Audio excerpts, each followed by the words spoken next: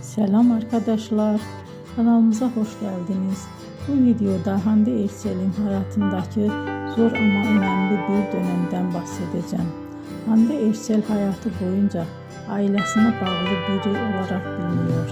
Özellikle annesi Aylin Erçel onun için büyük bir ilham kaynağıydı. Ne yazık ki 2019 yılında annesi uzun süren bir hastalık sonrası hayatını kaybetti. Bu olay Hande Erçel'in hayatında derin bir iz bıraktı. Ancak o zor zamanlara rağmen kariyerine devam etti ve çalışmalarına ara vermedi. Aynı yıllarda oyuncu olarak yeni projelerde yer aldı ve izleyicilere güçlü karakterler sunmaya devam etti.